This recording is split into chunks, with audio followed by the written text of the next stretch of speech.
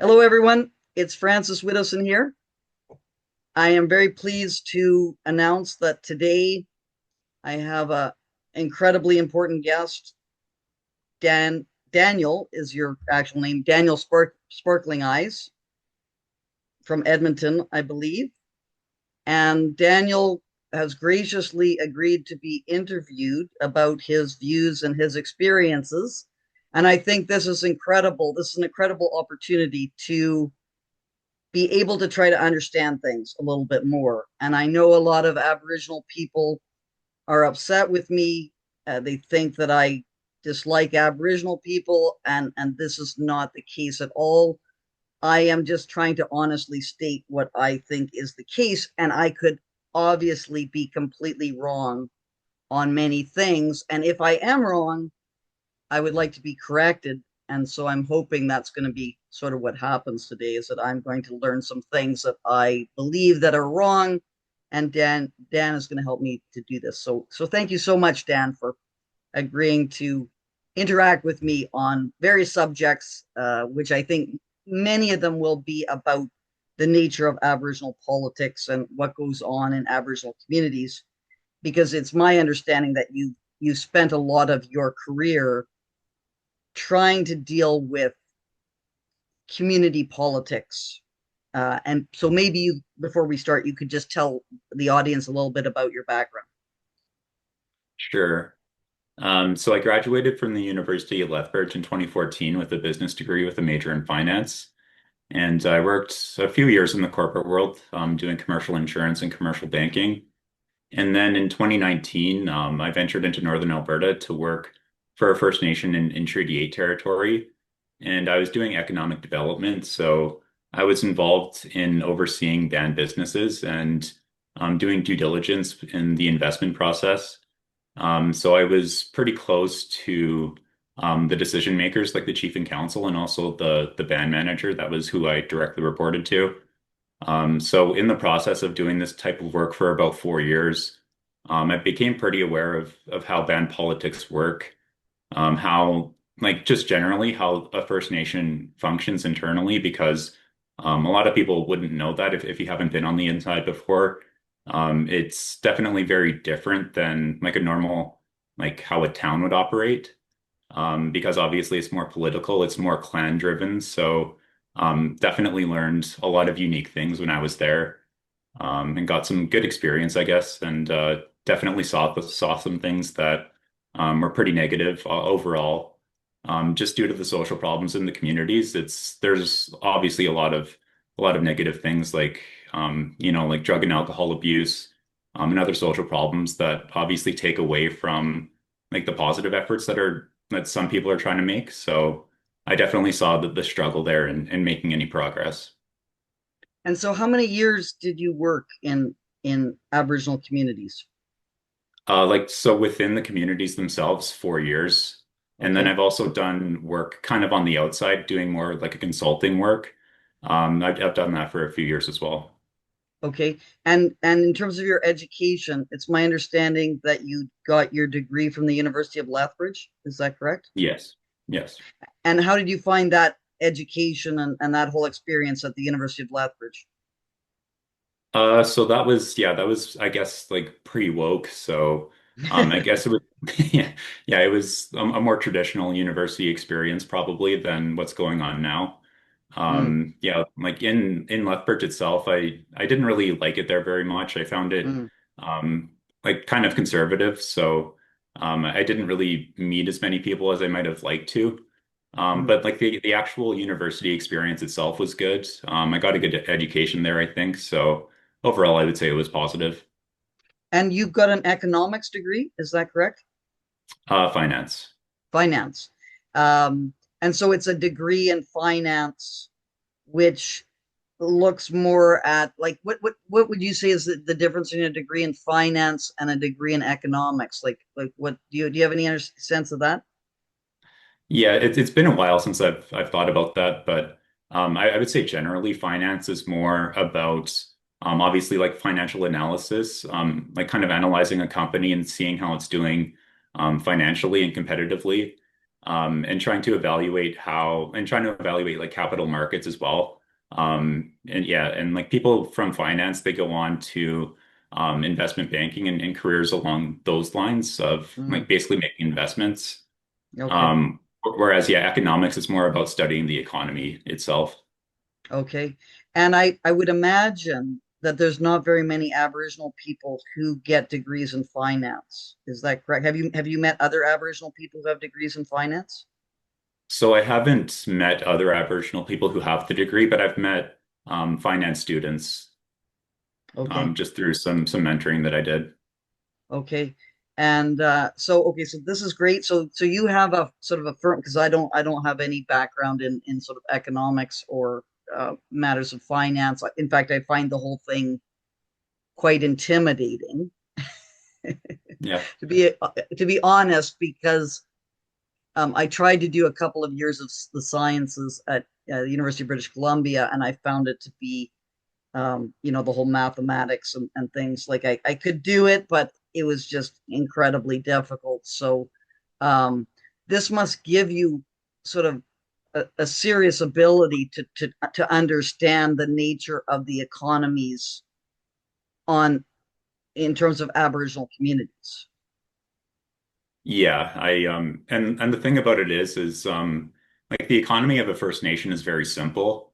Mm, It's because the like the band government, they basically control most of the economy because the economy is pretty artificial.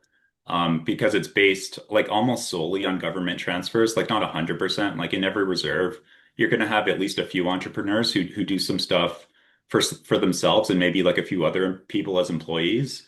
But by and large, it's an economy that's controlled by the government, unfortunately.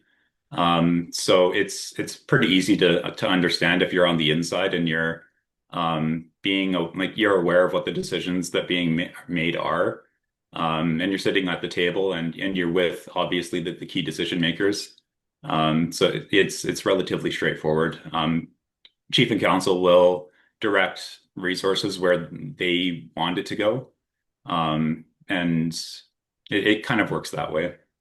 okay. And in terms of your own family background, I'm not sure how much you want to talk about that. Could you just tell, like, how connected are you in terms of the Aboriginal community, Aboriginal culture? Is that part of your life, or is that just kind of more of plays a minor role? It's always been in the background. Like at different points in my life, it's been more central than others. So definitely, like when I was a kid, I spent time on the reserve to see my family and to spend like parts of the summer there. So I always had an exposure to it. And then in terms of like strictly economic matters, I've had two uncles who have done similar work for our home community. So they actually like worked in the economic development office for our reserve back in the 90s. Okay. Um, so in terms of so that's interesting. So how much of the economy would you say would you say that the communities that you were engaged with, are they representative or are they unusual? Like, are they sort of, what is the common pattern, or are they unusual? I would say they fit into the common pattern pretty well. So the first community I worked for, they were probably a little bit towards the upper end of what a First Nation is. I would say principally because they're in northern Alberta, so they're surrounded by natural resources. They're surrounded by oil and gas and also forestry. So they were able to leverage that and employ a lot of their band members in those industries. And that's obviously not going to be the reality for a lot of the other communities. So in that way, just in terms of employment and high paying jobs, that particular First Nation, I would say, was pretty privileged. But then I worked for another community that was much more typical. So I think I have like pretty much the normal range of what you could expect. Okay, so just from what I understand, you're telling me is there's two quite distinct types of communities. One is where you actually have access to some kind of valuable resource and people can be employed in extracting that resource. That's kind of one type. And then Yeah, there's the other type that does not have access to those kinds of resources. correct. And so it would be largely a sort of a social assistance kind of community, as opposed to one that has some kind of experience working in wage labor. So some of them have wage labor kinds of experiences that have access to resources. Others don't have the wage labor kind of experience. Yeah, for the most part. Okay. And so I guess we want, in terms of those, what are the differences? What are the sort of some of the major differences between those two types of communities? One which has wage labor, one which doesn't isn't able to access that. Yeah, there's going to be a few key differences. So I would say the communities with the wage labor, there is more of a culture of like working towards your goals. So getting through high school and then going to some kind of a trade program to obviously get the credentials to work in the trade that you want to work in. There is a little bit more of that focus and more of that culture. Whereas in the other communities, they don't quite have that culture. I would say organized crime is a bigger problem in those communities. So obviously, when there's no economic activity, that's obviously something that becomes more appealing to the youth in particular. So I would say, yeah, just more crime in general in those communities than the communities where there's more economic activity. Okay. And in terms of the idea that you would move away from those communities, like how much is that exists? Like do in or and is it different between these two types of communities? So I'm not sure it's that much different. So yeah, like moving away, how I saw that work is typically it's the smarter kids. So like as soon as they turn 18 and they have their high school diploma, they go off to university, and then a lot of the times they never come back. They just get their degree and then they start their life in the city or wherever. Mm, Whereas yeah, so that's one group, and then whoever's left over, it's kind of a mixed bag. So some of them will I guess, go to post-secondary and work within the community. But obviously, there's a lot of people who don't finish high school and they have limited options. Typically, they'll stay on the reserve and either do like some kind of like a minimum wage job or just be unemployed. mm. So there's kind of like a wide range there. And for the participation in the resource extraction area, oil and gas, forestry, and so on, do people need to have a high school education to work in those jobs? Typically yes, but I'm not totally sure on that. Like I think there's probably some jobs you can do that wouldn't require that, but I would say most of them would at this point. Okay, so that your educational background is going to really determine whether you're able to participate in the resource extraction kinds of positions. Yes. And also, obviously, whether you're able to leave the reserve and go and live in a city. I assume that you yourself um, did you went to the reserve for summer holidays, that sort of thing. But Yeah. you always lived in I assume Edmonton. You were always living in Edmonton. Sherwood Park in Edmonton, yeah. Okay. And what was your when you went and went to the reserve in the summer and so on? What was your how did you find that being there? So when I was a kid, I actually enjoyed it because like there's definitely like some aspects of like Aboriginal culture that are appealing. I would say especially to like a younger person. So Mm, I just found that like the people I interacted with, they were like very down to earth, very simple, very laid back.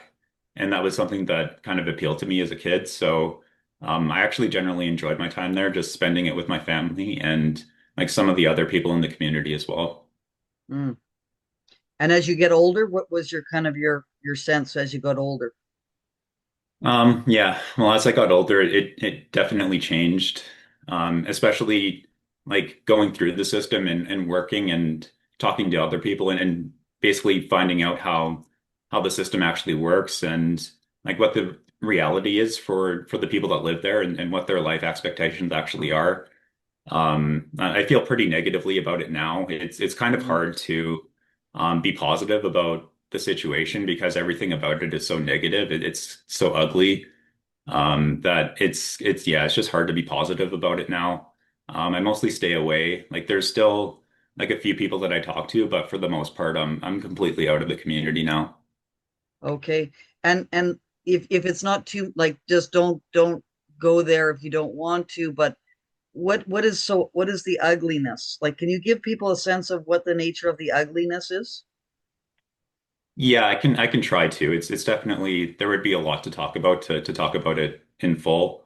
But yeah, like I would just say generally when people don't have the resources and they don't have the support to live like a happy, productive life, they obviously don't live a happy and productive life and they suffer a lot. Poverty is a big issue. Fetal alcohol syndrome, obviously, as you've pointed out several times, is a major issue. A lack of education can be an issue too, just in living a good life.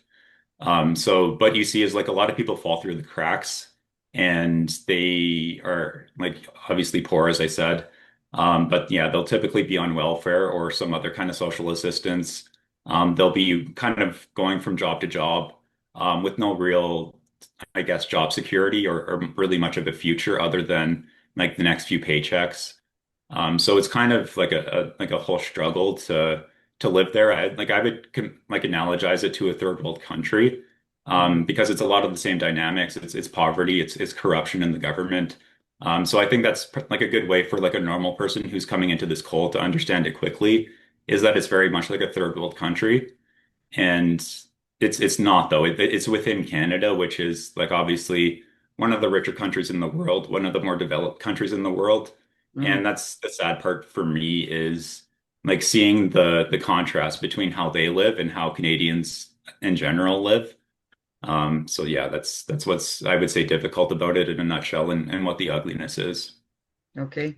And in terms of the relationships with non-Aboriginal people, because this is something that I'm very interested in, and of course I would like personally to just interact with anyone, regardless of their their cultural background and so on. I don't really have any I don't have any sort of negative attitudes about that. But in terms of this is something because I lived in Yellowknife for 5 years, and my husband Albert Howard also lived there for six, and he knew Aboriginal people in Toronto that were very integrated and had worked in wage labor over a number of years and so on. So he was hoping when he went to Yellowknife that he would have many Aboriginal people that he would be interacting with. But it soon became apparent that the nature of Yellowknife was very segregated socially. Even at places like the squash club that we spent, because we just, that's one of the things that you can do in the winter. Even there you would have quite a lot of people just not interacting between Aboriginal and non-Aboriginal people. And I was wondering if you could just give us a sense of why that seems to happen, like what why or it doesn't. Is this in your sense? First of all, we should establish whether that's just my experience, so maybe it's not something that happens everywhere. Is that something that goes on, and if so, why does that tend to happen? Yes. So I would say segregation is still very strong even in 2025. And I think the best evidence for that is like when you have a large reserve that borders a town, that's when you really see the segregation.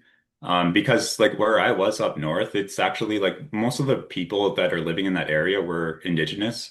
So I like there wasn't really a lot of interaction to happen because like if the population is like 85% native, then it's like there's not really a lot of integration that even needs to happen if you're that much of a majority. Mm-hmm. But like in a town like Wetaskiwin, which borders Musqueam, you definitely see the like kind of the segregation. Like, and obviously there can be like some discrimination there too on both sides where Mm-hmm. there's like I think some fear to integrate, but I think like the major problem is just cultural differences. Mm-hmm. So like when yeah, like I've kind of alluded to it before, but like in the First Nations community, when you are obviously living that kind of a lifestyle where you're severely disadvantaged in a lot of ways, it can be hard for people in the mainstream to relate to that. And they, obviously, like typically they just don't want to. Like they'll have a few bad experiences Mm, with Aboriginal people, and then that'll kind of steer them away from wanting to obviously integrate or learn more. So that's basically what's going on from what I can see, and I've seen it in a few different communities. It's kind of the same pattern. Like I've seen it down south too with like the Blood Tribe in Cardston. Like there's even been some stories in the news about some of the tension there. mm. But yeah, like I would say it's mostly cultural differences. Like, do you find, that what's your experience with racism in these various areas? And like, it could be both sides, but generally, when we think, I think most people who are investigating these matters, that's kind of our default assumption, um, is that we, the segregation is due to racist attitudes. Is this something that you think is a major factor, or is there other things like cultural difference? That doesn't necessarily mean you're racist. It just, and alcohol is a good example of this. um Yeah. I know that the alcohol is a big problem in Aboriginal communities and so on. Non-Aboriginal people generally, in terms of their socializing, will drink. Like, you just go out for beers with your friends. This is a big thing. Whereas with Aboriginal people, and this is something I did notice in the North, is you would start to have some drinks with Aboriginal people, and things could go off the rail. And even with people that I knew quite well, you would start drinking, and then all of a sudden things would go sideways in ways which were kind of disturbing. Either someone would kind of have a lot of dislike for you all of a sudden, or um, there would be just behaviors which would be odd. So I think, and that's not, I'm not trying to say all, because I know Aboriginal people. Like, I have a good friend of mine actually. I go for drinks with him, and but he's Métis, and he's been, he spends a lot of his time in the non-Indigenous kind of culture. So it's not because he's got some genetic predisposition to this. It's just there's a whole socializing around alcohol that has gone on in European societies over thousands of years, which has allowed various kind of cultural constraints on how people drink, which just hasn't been part of the Aboriginal experience. So that's not making any kind of racist kind of comments. It's just the cultural thing. So I'm sorry, I'm rambling on, but I just want the audience to know that I'm not making any assumptions. Like, I don't know what your circumstances are, but I would hope that if I were in Edmonton, we could just go out and have a beer if you do drink or whatever, and I wouldn't be thinking, oh, I don't want to invite Dan for a beer because things could go really sideways in our conversation, and so like that wouldn't be my assumption. Because I try not to allow that to color how I'm going to interact with people. But that seems to be one major cultural difference that does exist between Aboriginal and non-Aboriginal people. Yeah, definitely. So, I've had like a few experiences when I was younger where like I had an Aboriginal friend who, yeah, he would get drunk and then he would just want to fight everyone, Mm, which obviously isn't great. But yeah, like I've since then I've kind of learned how to gauge people better, which is actually a skill that you develop when you're in an Aboriginal community because mm, you always have to be aware of your surroundings and who you're with and what kind of a person they are. mm, So like I've had lots of actually positive experience, I would say, with drinking with like my native friends, and it's just the same as any other kind of drinking experience. And then in terms of racism itself, so like I haven't like really experienced a lot of racism in my life at all. And I think that's because I can blend into the mainstream well enough where I don't really cause any problems for anyone. I kind of understand that in order to like get along in life, you have to actually like try to get along with people and basically like adapt to the system you're in and, instead of expecting the whole system to develop around you. mm, So like that's been my experience. It's really been really not any racism at all that I can really remember. But I'm not sure if that's the case for everyone though. Like I'm pretty exceptional in that regard probably. Because like the conversations I've had with people is that like like they do, like there still is racism in society. So a lot of these Aboriginal people, especially when they're like at the beginning of their career, maybe in like construction or being a firefighter or something, like I've heard like stories that there is still racism in some industries. But like I haven't obviously evaluated these circumstances and found out exactly what was going on. This is just what I've been told. When people meet you, do they understand that you're an Aboriginal person, or do they think you're some other ethnicity? It depends. So, like, I think most people interacting with me, I've been told that's not the first assumption. Mm, But if somebody has my last name or if I'm like kind of in an Aboriginal context, then I think people can kind of figure it out quicker. yes, that's true. Because I knew you. I didn't just meet you on the street. I knew already that you were an Aboriginal person, and I'm just trying to think if I think it's different for people who look Aboriginal versus those that don't look Aboriginal in terms of probably the experience that they receive. That would Yes, be my guess. I would say like like maybe like just as important as that is somebody's voice too. Because Mm, like the native accent, it's really distinct. Like you yes. really know when you're talking to someone who grew up on the reserve versus someone who didn't. Yeah, that's interesting. Yeah, that's true too. And probably people who have an Aboriginal accent, like I, I find it very, very objectionable when people, uh, white non-Aboriginal people mimic the Aboriginal accent because I think it's like making fun of Aboriginal people because Aboriginal people who typically, and maybe this is not correct, but I think it's typically if you're not within the educational system, that's when, like, if you have an Aboriginal person who's on reserve and then they go away to university and spend a lot of time off reserve, it would be my sense that they probably would lose that accent to some extent.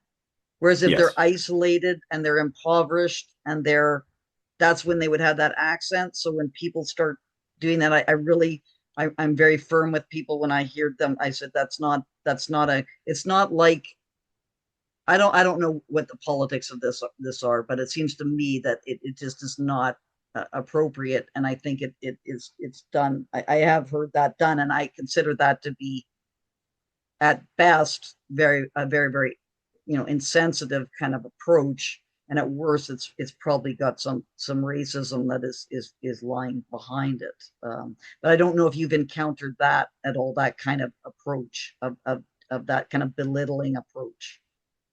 No, so like, I've never witnessed that firsthand. Mm, But I would agree with what you said. Like the like if yeah, if an Aboriginal person would definitely take offense to that would be my assumption.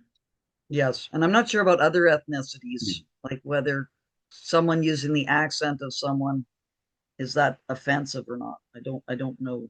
Like for example, Quebecois, when a French person from France, like Emma, I just remember a famous scene in a tennis match where Emily Mauresmo, who's from France, and she was speaking to the crowd.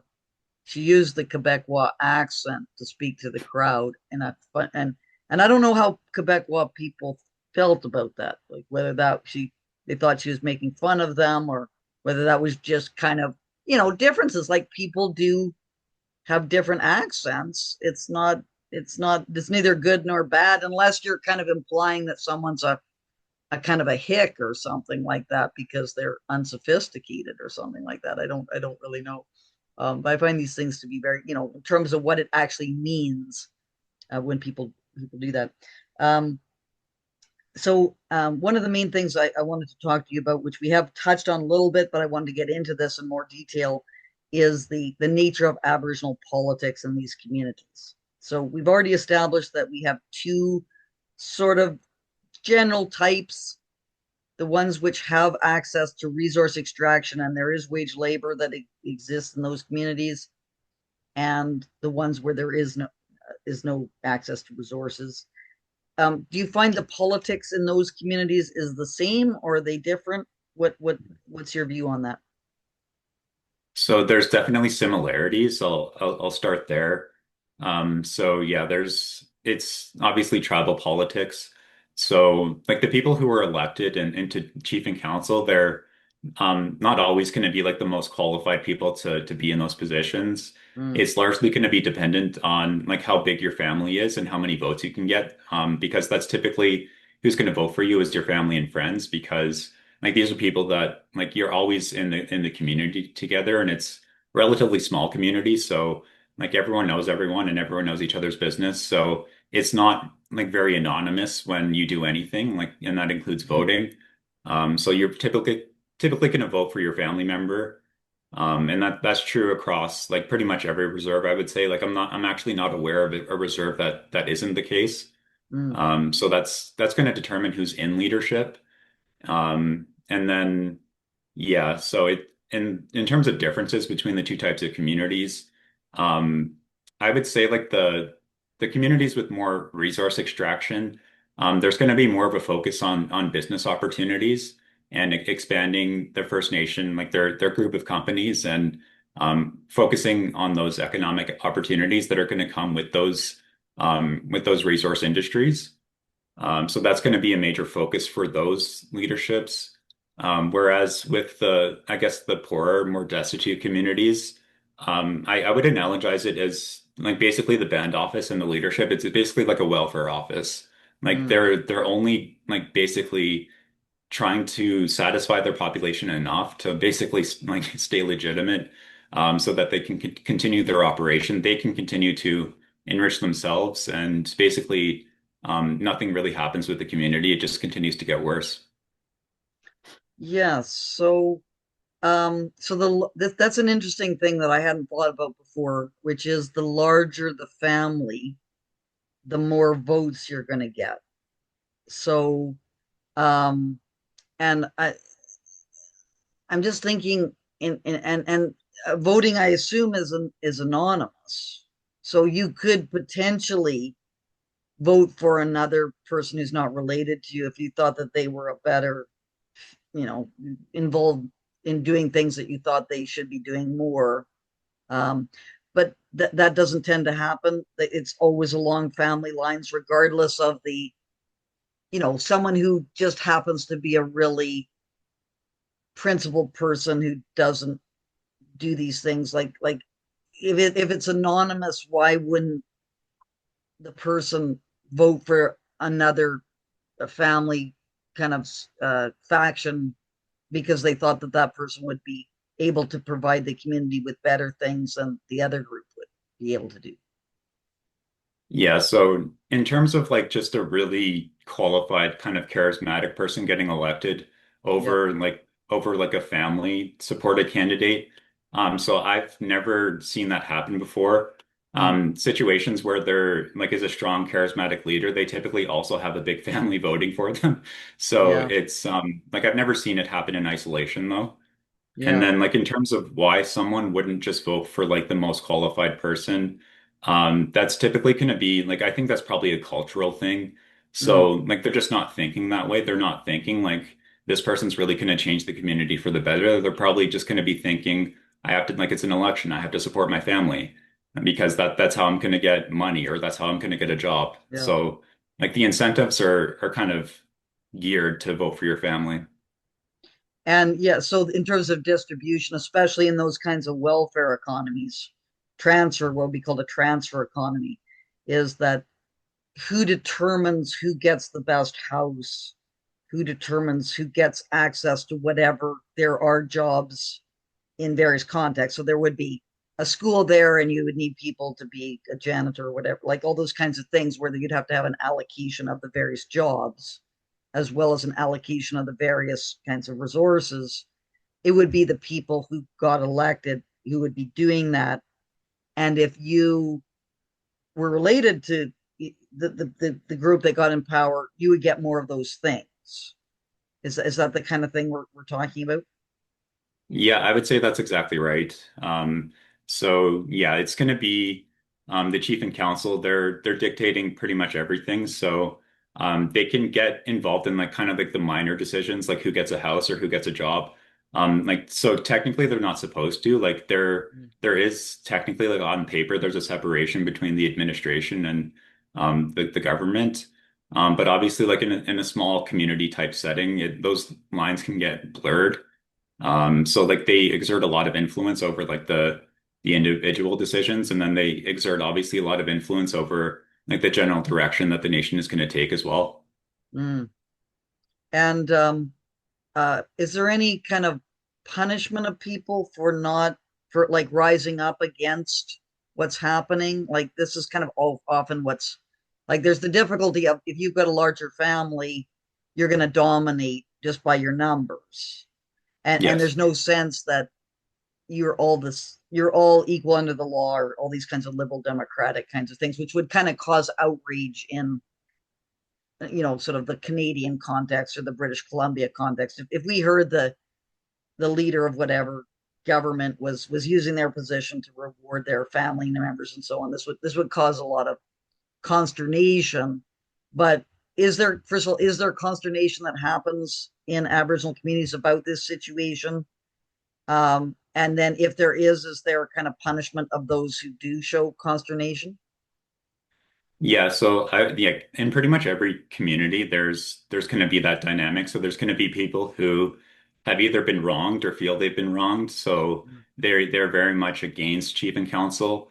And like it's kind of funny because like if you're on Facebook, you can find you can find these kinds of situations where people are complaining about their bans. Like I follow several people who fit into that category where they're kind of like the outspoken community member who has been wronged and are speaking out against leadership because there's nothing else they can really do except kind of spread the message because legally all like chief and council are going to have all the power. Like there's not much that an individual band member can do if their chief and council is against them, unfortunately.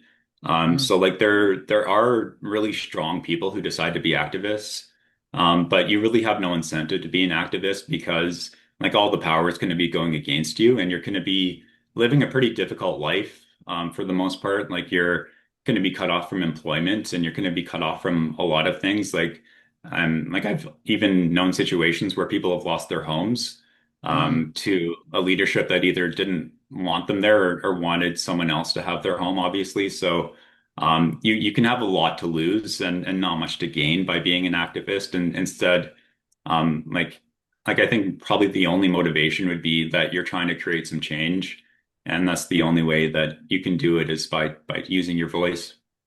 yes. And I'm just wondering what the potential for someone who is trying to say to people, look, we need to kind of band together. It's this kind of thing of these families all fighting with one another and so on. If we could just kind of put aside our family alliances and work together, we would be able to improve things for the entire community. That kind of approach. Is this something that's possible, or is this something that just really can't get off the ground in this kind of structural kind of circumstance? So yeah, I would say that's theoretically possible, and like there is some effort at this right now. Like it's not really kind of community specific, like I think you're alluding to. But there's like a few groups that I've seen again on Facebook that are kind of advocating for more transparency in First Nations leadership, and they're kind of um, obviously trying to promote some kind of, I guess, like community-driven initiatives that would improve the situation instead of just perpetuating things. Mm, So I would say it's theoretically possible, but practically, it would be very difficult because you would need like a critical mass of people in a community to want to do this and to actually be willing to go through it and put in the work that would need to happen in order to start going in that direction. And I would mm, say the problem is that no one really has an incentive to do that, mm. because like all the money just goes into like the traditional chief and council system. So they're going to have all the power in the community for the most Yes, part. yes. Because I've been following the I'm not sure if you know who Aaron Pete is. Have you Yep. followed Aaron Pete's anyway? I'm a big admirer of Aaron Pete, largely because of his decision to try to speak to people with whom he disagrees. But it seems to me that his leadership in that and its hope is the area that he's in, and he's trying to deal with the various problems of poverty and poor housing and so on. And it seems to me that he has kind of an approach of he's trying to help the people who are the most marginalized in his community. And I think that that's the impression I'm getting. So why do you think that someone like he seems to be that kind of leader that I'm talking about? Why do you think he's able to do those kinds of things where this kind of thing can't really take root in other Aboriginal communities? So I like my main comment on that. I would just say that he's extremely rare. So Okay. and he's young too. Like I think he's younger than I am. I'm Mm, 36. I think he's yeah. like in his he might be only 29 or 30. Yeah. So he's very young and energetic and obviously qualified. Like he's trained as a lawyer. Mm, So I would just say he's an exception to the rule. mm, So most communities are not going to have a chief like that. They're going to have probably someone a little bit older, somebody who's more established in the system as it exists, and mm, who basically just wants to be there to benefit himself and his family and his friends. mm. So most of the chiefs are going to fall into that more traditional category. Yeah. Yeah. It's interesting. And maybe it has something to do with the nature of hope as a like hope is a pretty it's got a lot of advantages to that town. It's And on the I think there's three highways that cross there, so it's kind of a hub of various kinds. So there's probably a bit more integration into other economic processes than you would see in many of these more isolated places. yeah, and it also has the name Hope, so that's it's got something going for it. That's true. Um, so I was just thinking there's a couple of other issues that I'd really like to talk to you about. Um, in term oh sorry, first of all, I wanted to just finish off with the politics, the nature of politics that would exist in these communities which have access to resource extraction. What's the nature? So you mentioned that a lot of concern is devoted to dealing with the corporations that are going to bring in the capacity to be able to access that resource extraction. Yeah. Could you just explain a little bit about how that works and how that would be a bit different than the completely transfer oriented kinds of places? Yeah, so yeah, they're going to be dealing more with yeah, like obviously the corporations that are operating in their traditional territory. And that's going to be like the main focus. It's not just going to be economic activity that's happening on the reserve itself. It's going to be the traditional territory, which is a much larger area than the reserve itself. So yeah, dealing with those corporations, like the main thing that the Aboriginal leadership is going to try to do is they're like it's still going to be like focused on like transfers. So basically like trying to get the corporation to pay for things and to sponsor things. And you can take that like a step further into getting into like royalties and impact benefit agreements and things along those lines. So it can it can take a number of different approaches and life forms. But yeah, they're typically going to be pretty focused on that. And obviously, from like an economic development perspective, there's going to be a focus on jobs. Mm, So whenever there's going to be like a company coming in and trying to build something or trying to create a new project, the First Nations leadership are going to be looking for like kind of sponsorship, but also employment opportunities for the band members. And that's actually how a lot of band members will get employed is through like a major project that's coming in into the traditional territory, or like just like a new operation that's coming in, they'll get employed through that. okay.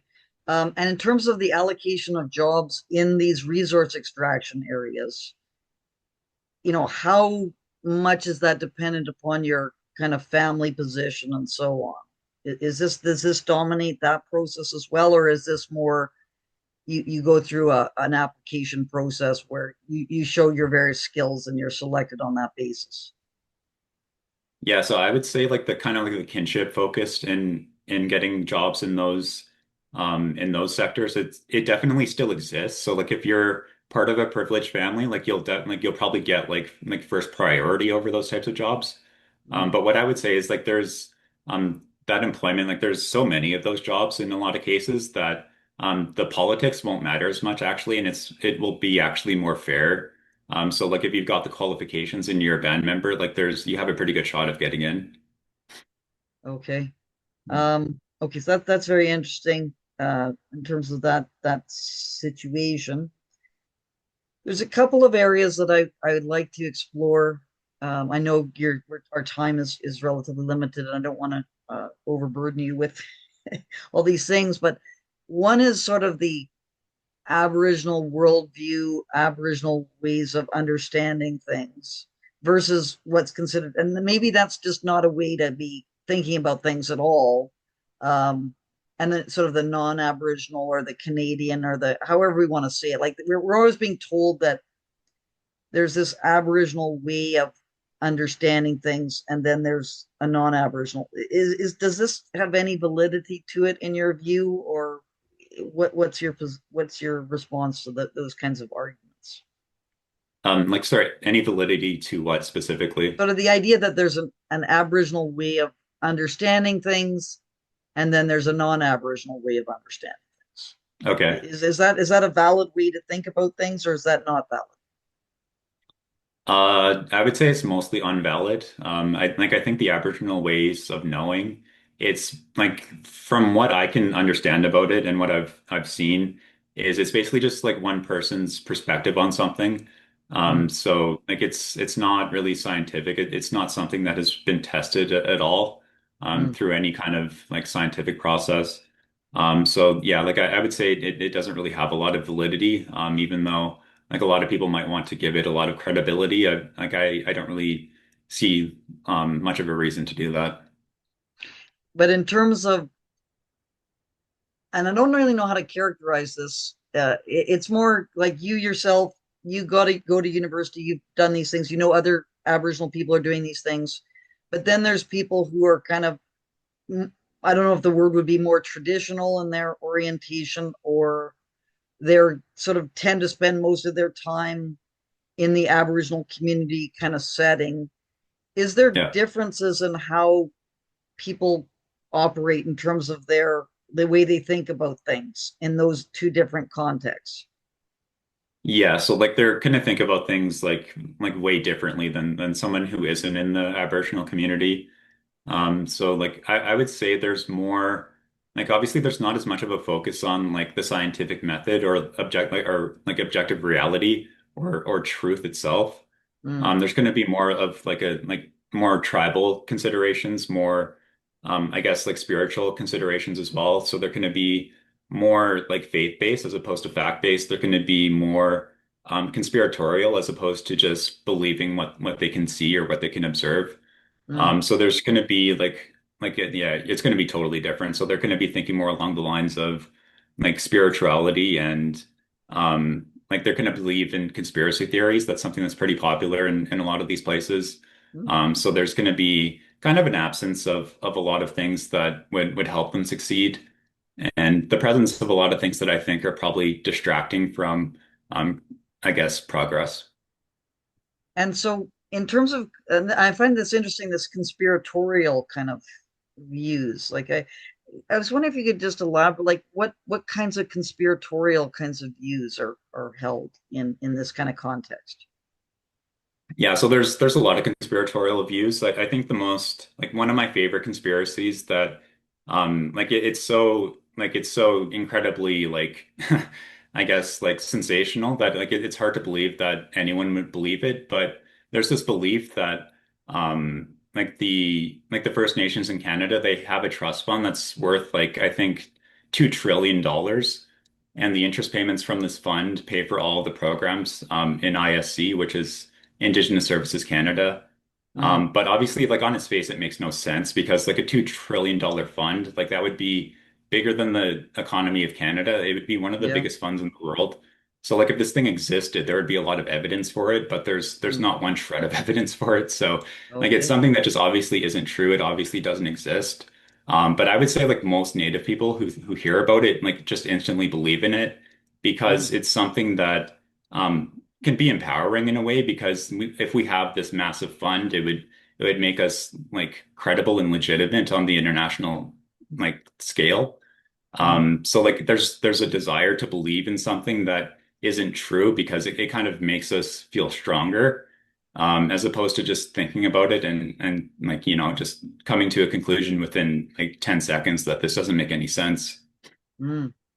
Because one of the conspiracy theory kind of approaches that I see a lot of, just because of my work on the residential schools, is kind of this idea, and it's actually Kevin Annett. I'm not sure if you've heard of this person, but Yep. he has all these kinds of conspiracy theories that I don't really like the word conspiracy theory because I think it's kind of a way of delegitimizing the argument right off the bat, when there are conspiracies that do happen, and it is a thing. But Yeah. for Kevin Annett to suggest that there's this kind of conspiracy between the government of Canada, the king, the monarchy in England, and the Vatican, and there's this kind of big thing, and they're doing all these kinds of really, really nefarious kinds of actions. Have you seen this? Is this something that's a really big thing in Aboriginal communities, about the residential schools being this kind of conspiratorial kind of thing? Is that something you've encountered? Yeah, so I would say like I haven't encountered it specifically for residential schools very much. Like obviously like in 2021 in the Kamloops announcement, there was a lot of I guess like excitement's probably the wrong word, but a lot of there was a lot of energy that was directed towards that within the Aboriginal community. Like we all believed it. Like we Mm, believed the claims that were being made. Like none of us really questioned it. mm, So like I would say that it's probably pretty easy for conspiracy theories regarding that to spread just because of how ingrained it is in us to believe that the residential schools were like the worst thing that ever happened. Like that's what I was always taught. So I believed mm, that until like relatively recently. So I can see how like those conspiracy theories would happen, but like I haven't been involved in it very much. mm, Like what I would say about the conspiracy theories and just like believing in falsehood in general is that like on the reserve there's a lot of rumors that are going around like about everything and everyone basically.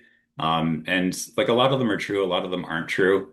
But like I've kind of seen people get ruined by that. Like basically mm. somebody makes something up about someone and then everyone believes it, and then that person is kind of obviously like left with having to deal with false accusations.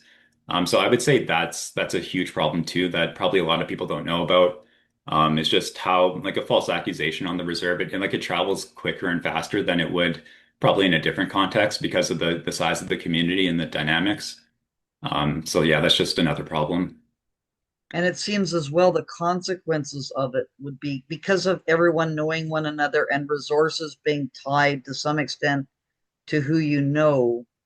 If you get smeared by some false allegation that has some conspiratorial character to it, the consequences for you are going to be, could be quite severe. Yes, it could be the loss of your job, the loss of your house. It could be like pretty much anything. Okay. Um, yeah. So, in terms of the future, about so we have these very, very deeply entrenched problems. Um, One is trying to think about how things can be improved. Do you have any thoughts about what should be, what how we should kind of think about these things to kind of improve things? Yeah, like I have a few different ideas. Like I think the problem with improving the situation is like the current system is so entrenched that you basically have to defeat it. And Mm, that's not going to be easy for anyone. Like anyone trying to tackle this problem is going to, I think, be up against like a pretty strong opponent. But yeah, like I think like the current system, like it has to be changed in a way to give people like the right incentives, like the incentive to actually want to do something good for the community instead of just enriching themselves. So like I think that can happen in a few different ways. Like I think just generally, like there needs to be more of a focus on ethics when it comes to like the work that's being done in the community because that's not a focus at all right now. But I think just even like introducing that into the culture would be a good thing, like just doing the right thing, and being honest about your dealings instead of like being secretive and being like not transparent. So I think introducing like a few of those cultural things would be good. And I think like that would be probably like a policy thing though. So I think that would be like relatively difficult to to get through. But something that might be easier, um, like the way like these types of people think, like the way like a tribal leader who only cares about his own power, doesn't really care about his community or anyone else. They're very scared people. Like they're very like they like to be secretive and they don't like people knowing what's going on in their community. So when people speak out against them, they take it very seriously. And they typically, like a lot of the times, they'll take legal action like against someone that's speaking out against them too. But I think like the more people that speak out, like the harder it will get for them to control the flow of information. So like I think just people talking about their experiences and talking about things that have gone wrong and how their leadership can improve, like I think just holding them to account in the first place would be a good place to start. And this is another question I wanted to ask you is, as you know, I've done a lot of work on an entity called the Aboriginal industry, which I think it was certainly in the North. That's where I saw it. And I'm not sure how representative the North is, but I did see, I have seen it in all these other kind of land claims processes and so on. Is this, in your view, a kind of an accurate understanding of what's happened in the communities that you're involved with? Like you did mention legal action, like leaders taking legal action against people, which makes me think the lawyer, like I think the lawyers, the role that lawyers have played in a lot of these things has been really, really destructive towards because the and I know and it's not just Aboriginal affairs. I've been involved in a lot of other legal disputes just due to my employment situation, and Yeah. it just makes things much worse because it kind of puts things on a path of legal processes, all these lawyers working to draw things out and to not to get to the heart of what's going on. Like it's always diverted into sort of procedural kinds of things. Um, what is this something that you've had interaction with? What's your response to those kinds of arguments? Yeah, like I would say generally, like once the lawyers get involved, that's typically to stifle the truth. So like if somebody's speaking out, like a lot of the times, like they're basically like trying to address a problem that's going on in the community, like they're trying to make something better. And then like a lawyer will kind of silence that. Like you'll get a cease and desist letter and then you can't talk about it anymore. Mm. So then the problem just kind of gets swept under the rug and it's kind of business as usual. So like I would say that's the kind of chilling effect that a lawyer can have is that they shut down the conversation and then they think obviously like you can't really make progress on an issue if you can't talk about it. So that's kind of the effect they have is to silence people and to I guess stall progress in a lot of cases. And in terms of the communities you've been involved in, has there been a lot of money diverted to the lawyers and consultants and these kinds of groups that are involved in negotiating land claims and self-government and so on? Like how much money is in your experiences diverted to these kinds of elements?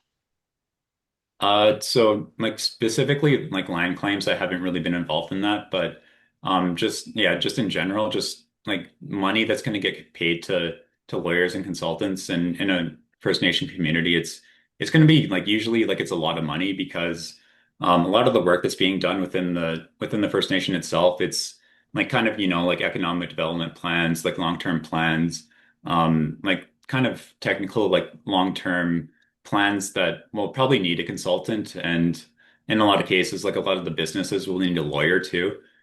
So Mhm. yeah, it's going to be like a lot of billable hours to do that kind of work. So yeah, like there's a lot of money in it for the consultants and the lawyers. I've definitely seen that.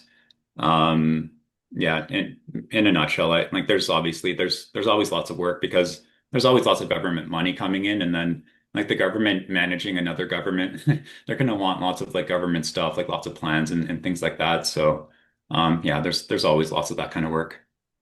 Yeah. Um, and in terms of sort of the communities, so we have the resource extraction communities that have wage labor, a certain amount of wage labor. Then we have the transfer kind of isolated communities that don't really have any economic base. Yep. Um, I've heard, and I've kind of explored this myself, because of the obvious unviability of those places, but also the recognition that the people who live in those areas, they have a certain amount of comfort and support of things that they know that is not going to be easy for them to be able to just not be a part of that anymore. I heard some proposals of taking these communities so that you have everyone in the community is still there, so they have the social connections, but trying to move those communities to like being 20 miles outside of a larger center so that the people who can want to go to a hockey game or want to go to a movie or something, they can kind of access that. Yeah. What's your thoughts of that kind of proposal? So I think that kind of proposal is made by someone who doesn't know any Aboriginal people. Okay. Because yeah, because like the people who are isolated, like even if you live like 3 or 4 hours away from Edmonton, like they have a very strong culture of like just driving to the city when you want to. Like when Okay. you live in an isolated place, like you just get used to driving a lot of the time. Mm, So whether you're 20 minutes away or you're 4 hours away, you're probably going to be like almost just as likely to go when you want to go. mm, And then yeah, like the First Nations that are close to the city, like thinking about Enoch and Edmonton, like Enoch actually borders Edmonton on the west side. And I wouldn't like obviously like they're typically more integrated into the city than like other communities are. But I would say there's still a strong element of like even in Enoch that like they're definitely trying to live their lives separately from the mainstream. They're trying to like obviously keep their traditions intact and live their traditional lifestyle more than they want to live kind of like this urban lifestyle. So like I would say like it has very little effect if the reserve is close to the city or far from the city. Like they're still going to live the way that they've been taught to live, and it's like yeah, I just don't see that having any effect at all. okay. So you're somewhat familiar with my with the work that I've done, and also the work that I've done with Albert Howard. Uh, so if what do you think that I've gotten really wrong in terms of my understandings of things, or what are some of the things that you think that I should kind of understand that are not accurate? And that's interesting about that what we're just talking, because I heard these arguments about I think it was Kasheshawan, that was the community that they were proposing that for, because Kasheshawan is on a floodplain, and so every 5 years or so the community gets flooded. So it really shouldn't like it really shouldn't continue to exist. Like there should be another community that's developed. It's just a question of where that community should be developed, and that was one of the proposals. And I was thinking, well, that would probably make it a little bit easier for some kind of interaction to happen. But now it seems like that's probably not a well thought about, not a very well evidence based kind of view to hold about these things. But what other things do you think that I should really reconsider in terms of my arguments? Like there's not much. I've viewed a lot of your content, obviously, and I've gotten somewhat familiar with like what your ideas are and what your arguments are through reading some of your books as well. Like I wouldn't really say that you've gotten much wrong. Like trying to think of something specific. Um, yeah, I'm not totally sure. I might have to get back Okay. to you on that because that's yeah, like I'm Yeah. not 100% sure. Yeah, no, it's a bit of a complicated subject as well, and it's just so different. It's a difficult thing because I just the fetal alcohol syndrome problem, which this really, we're not even really able to study this very much to even know what the magnitude of this is. Yeah. And that's really something that has to be dealt with right now. Like it can't just be, oh well, we're just not going to face up to this, because you're dealing with intergeneration. We're also concerned about the intergenerational effects of the residential schools and so on, which, okay, maybe we should be concerned about that, but the Yeah. intergenerational effects of having fetal alcohol syndrome problems in a community, that there has to be some kind of way of dealing with that. I don't know the answer to that problem. Obviously, it's a very serious one, but avoiding it and not talking about it is not going to allow that to happen. So, do you have any thoughts about that, like the seriousness of that problem and what should be done about it? Yeah, that's interesting because like in all of my time of like being in the Aboriginal communities, I would say like it doesn't get talked about very much at all. Mm-hmm. Like I have no clue how many people I've met who actually had FAS. Like some of them obviously did, but I wouldn't be able to tell you because like people don't like obviously disclose that they are FAS or anything like that. Yeah. So it's kind of hard. Like you kind of have to look for like symptoms or like if somebody tells you, then that might be a clue too. Mm-hmm. So yeah, like I would say like just generally bringing more awareness to it would be good. Just like stating like and making people know that it's a problem in the first place because like I can say that like probably like most Aboriginal people don't know how big of a problem it is. Like they might think that like it makes like it's like an isolated case is like a few people have it, but for the most part, like that they're probably just not aware of how widespread it is. Like I think in a recent video you said something like there was an estimate that like 40% of the like some of these communities would have FAS, which is like staggering. That's like almost Mm-hmm. half. Yeah. So like if it's really a problem on that kind of a scale, then yeah, like there definitely just needs to be more awareness, I think. Yeah. And that number is just kind of a generalization that was taken from um a principal in Inuvik who was sort of judging the number of students who had this problem. And I don't even know if there's a way that you can definitively uh kind of test for it or anything like that. But if you have a lot of women that are it's kind of almost the proportion of the women who are drinking during pregnancy. Like that's really what you have to see. And there's been surveys done. It was one in northern Quebec asking people like how many women drink during pregnancy. And if you have 40, even 30%, like, first of all, people are not probably going to answer completely truthfully to that question, because Yeah, they're going to be slightly ashamed of that situation. So it's going to be yeah, higher, the rate is. But then again, not everyone who drinks during pregnancy is going to have children who are FAS, because it's going to depend upon when that drinking was happening. But if you're drinking very, very regularly, then it's going to be highly probable that that's the case. So, that's kind of what has to be kind of looked at, is of women who are getting pregnant in Aboriginal communities, what percentages of those women are drinking. And especially in the welfare, those ones where people don't, as you said, and it's not to make any moral judgments about the people, because if you're miserable and you're just living day by day, you're just trying to get by, you can understand why someone would be involved in those kinds of behaviors, because that's how you can escape from your misery for a period of time. And so people kind of have to sort of think about it like that, as opposed to this says something really, really negative about the individual that they would do that, because that's not the headspace that we're dealing with. And people don't want to hurt their children in that way. That's not what they want to do. But it just doesn't it's not something that's on their mind, because they're just trying to escape from their misery. And the problem is the misery.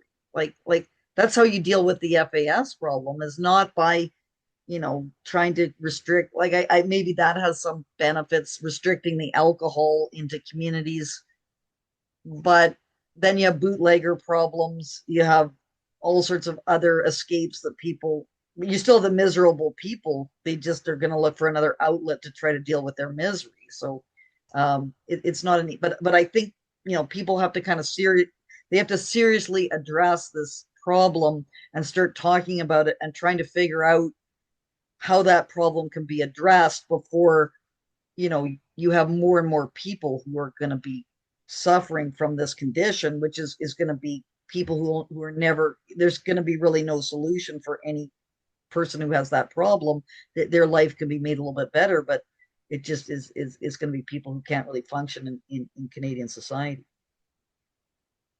Yeah, like I would, yeah, obviously agree with most of that. And then I would say, yeah, just obviously like educating the youth too, I think would be good.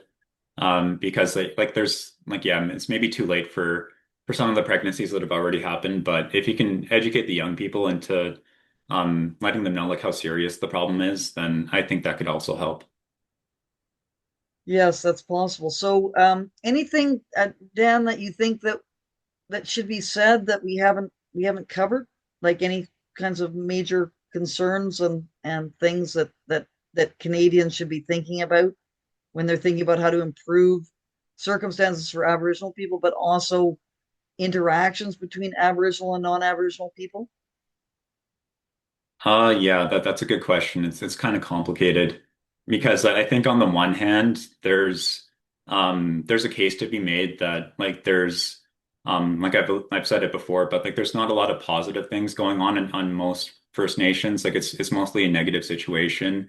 It's basically like taxpayer money going into this community to basically fund like just the bare minimum what they need to pay for to get by for another year, and then obviously like pay the leadership really well, and the consultants and the lawyers obviously get lots of work. But like obviously there's not much progress actually happening. Like the actual rate that things are getting better, it's very slow. So just being aware of that and being aware of again that it's taxpayer money that's funding everything. Mm. Just being aware of that I think is probably the right thing. And yeah, like I don't know. Sorry, I lost my train of thought. It's okay. And one thing that just occurred to me that is often brought up to me, and I was kind of interested. Hoping to ask you about this is the Indian Act, and whether you think is this something like getting rid of the Indian Act? Would that be is that just doesn't matter, or would it have benefits in your view? Yeah, like I probably don't know enough about the Indian Act to make like a definitive assessment. Like I think it's yeah, I'm not totally sure. Mm, yeah, because my view is that, and I do have a lot of colleagues who make this argument, is I don't really think it is very important, because the most marginalized average, like my view is that we should really be devoting our efforts to the most marginalized Aboriginal people. Like those are the ones that we should be concerned about, and Yeah. those marginalized members are in communities where you're not going to have private ownership of things. You're not going to have people wanting to go there anyway. So if you just got rid of the Indian Act, it really wouldn't make any difference into the economic. It might make some difference in more kind of viable areas, but it wouldn't make a difference in those areas which are unviable. So I don't really think is that important a factor. Yeah, like I would agree with that. Like in like a lot of these communities, like they're not in very desirable locations. Like they're isolated and they're in areas where they're obviously like there's not a lot of economic activity. So yeah, like the actual like prospects for like some kind of like a real estate market or any other kind of a market are like extremely limited. Mm. Like yeah, I don't really see much positive coming out of that for those communities, unfortunately. Anyway, okay, Dan. Well, we're at over an hour here, so I think we've covered a lot of very, very important details. What's next for you? You were mentioning you're starting a new career path. Yeah, so like my next job is going to be more on the political side. Like I'll still be doing some work in the Indigenous community, but it's going to be more political as well. So yeah, some old, some new. Okay, and myself, I'm appealing my case is going before the Alberta Labor Relations Board on December 3rd. So I'm hoping that this will result in my being reinstated at Mount Royal University. And if I am reinstated, then hopefully we can have, well, we can still have interactions. Next time I'm in Edmonton, it would be great to get together in person. But in terms of the university, because I think the university could really benefit from hearing some of your ideas, because we don't really get enough different kinds of Aboriginal perspectives that can help us to try to understand things more. So I'm hoping that our conversation that we're having now, other Aboriginal people will watch it and say, well, although I don't agree with everything that is being said, we that's the way we're going to be able to reach a better understanding of what's happening in terms of Aboriginal communities and Aboriginal, non-Aboriginal relations. Yeah, and I would agree with that. Like I wish you good luck in your I guess pursuit with Mount Royal. Yep. And then yeah, I would say that like the marginalized Aboriginal person that's living on the reserve, like they like right now they have absolutely no voice Mm, because when people interact with the community, they're principally interacting with like the leadership and the administration. So they're dealing with kind of like the Aboriginal elite. mm. But like those like regular everyday band members, they don't have a voice and people don't really know how they live. Like people don't really know who these people are. So I think giving voice to them is obviously like kind of like the first step. Sounds great. Anyway, I wanted to thank you so much, Dan, for agreeing to talk to me. I know it hasn't been easy for you to make that decision, and I hope you're going to be in a occupation where there's not going to be any negative consequences that befall you. Yeah, I hope so too. Thank you so much. Thank you.